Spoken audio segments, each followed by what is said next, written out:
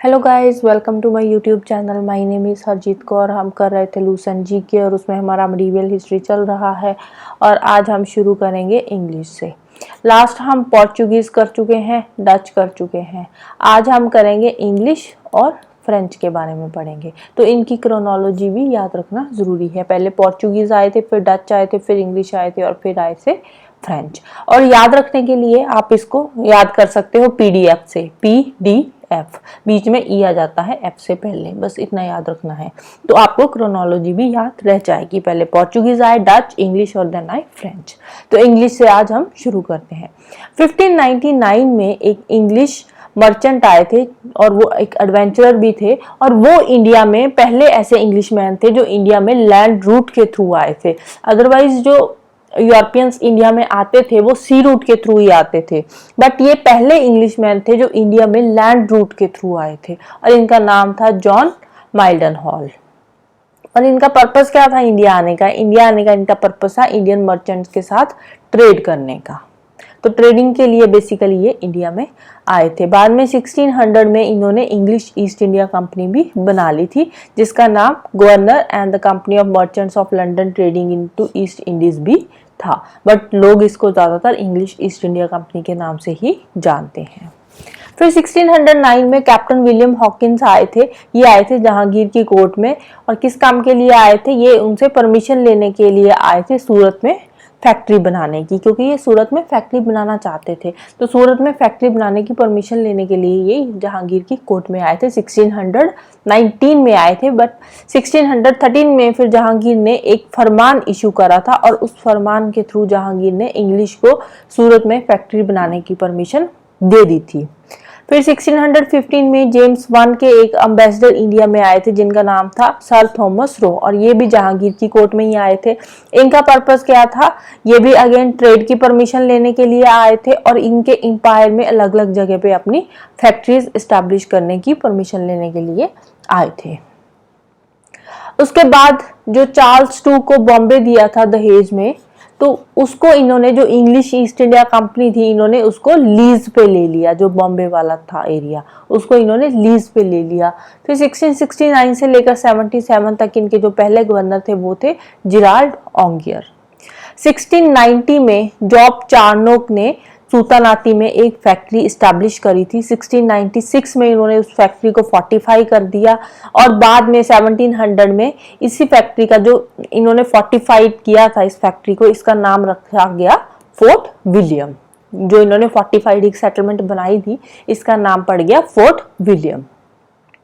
उसके बाद 1698 में इन्होंने 3 विलेजेस की जमींदारी भी ले ली थी। कौन कौन से विलेजेस थे?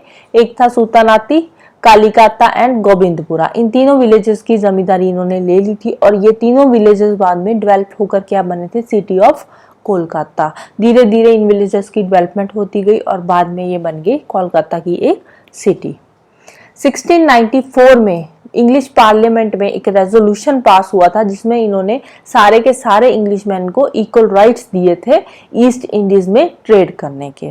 इसीलिए 1698 में एक नई कंपनी शुरू हुई थी, एक राइवल कंपनी शुरू हुई थी। इंग्लिश ईस्ट इंडिया कंपनी की एक राइवल कंपनी आई थी जिसका नाम था the English company of merchants trading to the East Indies. बाद में 1708 में ये दोनों की दोनों जो कंपनीज थी, दोनों ही अमलगामेशन हो गई दोनों कंपनीज। ये कौन कौन सी? एक तो इंग्लिश ईस्ट इंडिया कंपनी थी और दूसरी थी the English company of merchants trading to the East Indies. दोनों की अमलगामेशन हो गई और इनका नाम क्या रखा इन्होंने? इनका नाम रखा था the United company of merchants of England trading to the East Indies. और ये जो नई कंपनी इन्होंने बनाई थी ये फिर 1858 तक चलती रही आगे। फिर इसके बाद इंग्लिश के बाद जो लास्ट आते हैं वो आते हैं फ्रेंच इंडिया में। फ्रेंच ईस्ट इंडिया कंपनी बनाई थी कॉलबर्ट ने और ये बनी थी 1664 में। जो फर्स्ट फ्रेंच फैक्ट्री थी वो इन्होंने सूरत में इस्टेब्लिश करी थी। किसने इस्टेब्लिश करी थी? फ्रैंकोइस कैरोन ने 1668 में। बाद में 1669 में इन्होंने मसौलीपट्टनम में भी अपनी एक फैक्ट्री सेटअप करी थी और फिर 1720 से लेकर 1742 के बीच में इनके जो गवर्नर थे कौन थे, एक तो लिनोयर था और एक डूमास थे, ठीक है। और इस टाइम पीरियड के बीच में फ्रेंच पावर इंडिया में फिर से रिवाइव हुई थी और 1730 में इसी टाइम पीरियड में इन्होंने जो मलबार में माहे का एरिया था उसको ऑक्यूपाई कर लिया, कोरोमंडल में यनम को ऑक्यूपाई कर लिया और तमिलनाडु में कराईकल को ऑक्यूपाई कर लिया था। 1742 में एक नया फ्रेंच गवर्नर आया था जिसका नाम था ड्यूप्लेक्स। ड्यूप्लेक्स के आने से फिर शुरू होती है एंग्लो फ्रेंच वॉर्स, जिसको बोलते हैं कर्नाटिक वॉर्स। और फाइनली इसमें जो फ्रेंच थे वो इंडिया में हार गए थे। जो लास्ट एंग्लो फ्रेंच वॉर हुई थी उसमें जो फ्रेंच वाले थे वो इंडिया में हार गए थे। अब शुरू करते हैं एंग्लो फ्रेंच कॉन्फ्लिक्ट से। सबसे पहले आती है first Anglo French war. First Anglo French war चली थी 1746 से लेकर 48 तक 2 साल के लिए। इस टाइम में इन्होंने क्या किया, जो मद्रास था उसको इन्होंने आसपास से घेर लिया, पूरे के पूरे मद्रास को। फिर सैंट थॉम की एक बैटल हुई थी। सैंट थॉम की जो बैटल थी उसमें इन्होंने कर्नाटक आर्मी के जो नवाब थे उसको हरा दिया था। और उस टाइम पे जो फ्रेंच थे उनके गवर्नर कौन थे, ड्यूप्लेक्स थे। तो उन्होंने फिर नवाब को हरा दिया और उसके बाद 1748 में साइन हुई थी ट्रीटी ऑफ एक्सला-चैप्ले। एक्सला-चैप्ले ट्रीटी के साथ ही फर्स्ट एंग्लो फ्रेंच वॉर भी खत्म हो जाती है और साथ ही साथ उस टाइम पे जो वॉर ऑफ ऑस्ट्रियन सक्सेशन चल रही थी वो भी खत्म हो गई थी। फिर 1749 में एक साल के बाद ही सेकेंड एंग्लो फ्रेंच वॉर शुरू होती है। और जो सेकेंड एंग्लो फ्रेंच वॉर थी इसमें एक साइड पे तो थे फ्रेंच वाले और दूसरे साइड थे इंग्लिश। और फ्रेंच में जो ड्यूप्लेक्स थे, ड्यूप्लेक्स के साथ थे मुजफ्फरजंग हैदराबाद से और चंदा साहिब कर्नाटक से थे। कर्नाटक को आरकोट भी बोलते हैं। तो चंदा साहिब कर्नाटक से थे और ये ड्यूप्लेक्स की हेल्प कर रहे थे वॉर में, और दूसरी साइड थे इंग्लिश। अब इसमें क्या हुआ था, इस वॉर में जो सेकेंड एंग्लो फ्रेंच वॉर हुई थी इसमें इंग्लिश जीत गए थे। इंग्लिश में जो गवर्नर थे वो कौन थे, रॉबर्ट क्लाइव। तो रॉबर्ट क्लाइव इस वॉर में जीत गए थे। तो इसके बाद फिर साइन हुई थी ट्रीटी ऑफ पौंडीचेरी, जिसको ट्रीटी ऑफ गदेहू भी बोलते हैं, क्योंकि इस टाइम पे फ्रेंच के नए गवर्नर आ गए थे। ड्यूप्लेक्स की जगह पे कौन थे, उनका नाम था गदेहू। तो इसलिए इसको ट्रीटी ऑफ गदेहू भी बोलते हैं और ट्रीटी ऑफ पौंडीचेरी भी बोलते हैं। तो 1754 में इसी ट्रीटी के साथ जो सेकेंड एंग्लो फ्रेंच वॉर थी वो खत्म हो गई थी। फिर शुरू होती है थर्ड एंग्लो फ्रेंच वॉर 1758 से 63 तक। इसमें जो फ्रेंच थे काउंट दे लाली, उन्होंने फोर्ट सेंट डेविड को पहले कैप्चर कर लिया। उसके बाद हुई बैटल ऑफ वांडीवॉश 1760 में हुई थी बैटल ऑफ वांडीवॉश, और इसमें जो फ्रेंच थे वो हार गए और बहुत बुरे तरीके से फ्रेंच हारे थे।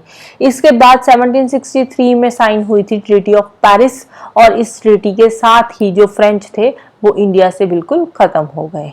और साथ ही साथ थर्ड और जो फाइनल एंग्लो फ्रेंच वॉर थी वो भी खत्म हो गई, बट जो पौंडीचेरी का एरिया था वो फ्रेंच को वापस कर दिया था ट्रीटी ऑफ पेरिस के थ्रू, और बट जो फ्रेंच रूल था वो खत्म हो गया था, राइट। और इसके साथ ही हमारी जो मिडिवल हिस्ट्री है वो भी खत्म हो जाती है, और एंशिएंट हिस्ट्री ऑलरेडी हो चुकी है, मॉडर्न हिस्ट्री भी ऑलमोस्ट हो चुकी है। गवर्नर जनरल्स रहते हैं, वो हम नेक्स्ट लेक्चर से शुरू करेंगे, गवर्नर जनरल्स, राइट।